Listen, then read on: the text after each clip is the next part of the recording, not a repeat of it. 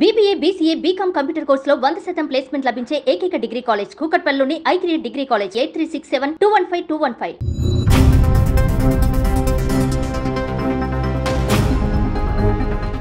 ఇంటికి వెళ్లేందుకు బస్ కోసం ఎదురు చూస్తున్న ఓ 26 ఏళ్ల యువతిపై అత్యాచారానికి ఒడిగట్టాడు ఓ రాక్షసుడు.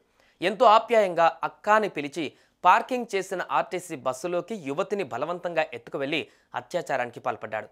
పోలీస్ స్టేషన్కు 100 మీటర్ల దూరంలో అత్యంత రద్దీ ఉన్న బస్టాండ్లో ఈ ఘోరం చోటు చేసుకోవడం సంచలనంగా మారింది. మహారాష్ట్ర పూణేలోని స్వర్గేట్ బస్ డిపోలో ఈ ఘోరం జరిగింది.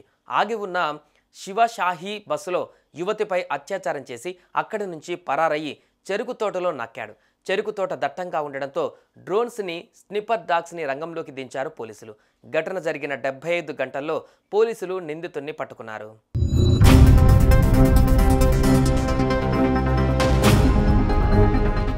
ఇంటికి వెళ్లేందుకు బస్ స్టేషన్కు చేరుకున్న యువతితో నిందితుడు మాటలు కలిపాడు. అక్క అనే ఒక్క పిలుపుతో ఆమెను నమ్మించాడు. ఆమె ఊరు వెళ్లే బస్సు మరోచోట ఉందని చెప్పి బస్టాండ్లోనే దూరంగా ఎవరూ లేని చోట ఆగి ఉన్న బస్ దగ్గరకు ఆమెను తీసుకువెళ్లాడు. అయితే అనుమానం వచ్చిన యువతి బస్ ఎక్కడానికి ఆలోచించింది. అయితే లోపల ప్యాసింజర్స్ ఉన్నారని, నిద్రలో ఉండడంతో వాళ్ళు లైట్లు వేసుకోలేదని యువతిని నమ్మించాడు. అది నమ్మి యువతి బస్ ఎక్కగానే తలుపులు వేసి అత్యాచారానికి పాల్పడ్డాడు. ఆ తర్వాత అక్కడి నుంచి పారిపోయాడు.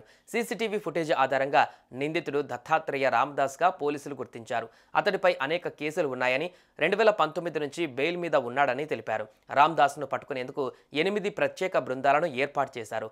మంగళవారం ఉదయం 6 గంటల సమయంలో ఈ ఘటన జరిగింది. 9 గంటలకు ఫిర్యాదు అందింది.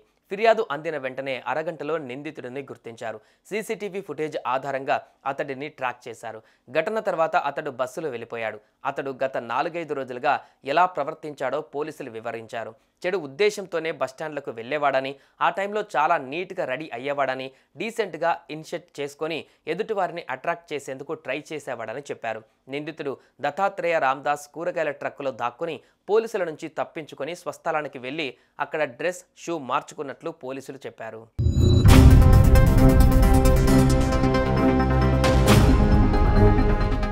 నిందితుడు రామదాస్ శ్రీరూర్లోని చెరుకు తోటలో దాక్కున్నట్లు సమాచారం అందడంతో డ్రోన్లు, స్నిపర్ డాగుల సాయంతో అతని కోసం జల్లెడ పట్టారు. చెరకు మొక్కలు 10 అడుగుల ఎత్తు వరకు పెరగడంతో కాలినడకన వెతికేందుకు కష్టంగా ఉన్న నేపథ్యంలో డ్రోన్లను కూడా వాడారు. నిందితుడి ఫోటోను విడుదల చేసి ఆచూకీ తెలిసిన వారికి ₹1,00,000 రివార్డును ప్రకటించారు. ఈ క్రమంలో గురువారం అర్ధరాత్రి నిందితుడికి ఆకలేసి ఓ ఇంట్లోకి వెళ్లాడు. ఆ ఇంట్లోని వ్యక్తి నిందితుడిని గుర్తుపట్టి పోలీసులకు ఇన్ఫర్మేషన్ ఇచ్చాడు.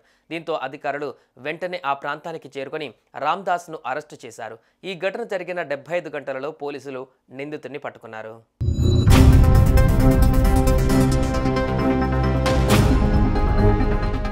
సుమన్ టీవీలో మీ పర్సనల్ అండ్ బిజినెస్ ప్రమోషన్స్ కోసం కింది నెంబర్కి కాంటాక్ట్ చేయండి.